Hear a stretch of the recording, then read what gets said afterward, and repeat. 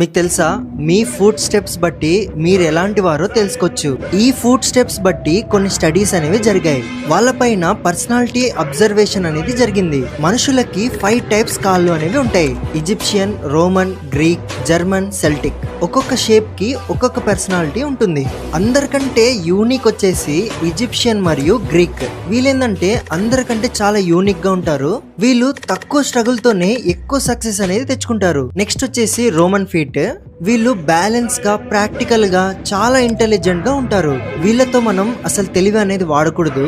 Next Celtic feet. వీళ్ళకి determination చాలా ఎక్కువ. ఒకసారి ఏదైనా పట్టుదలగా అనుకున్నారంటే అది చేసే తీరుతారు. వీళ్ళతో మనం ఎప్పుడు ఛాలెంజ్ చేయకూడదు. ఛాలెంజ్ చేసినారనుకోండి అది గెలిచి చూపిస్తారు. నెక్స్ట్ వచ్చేసి జర్మన్ ఫీట్.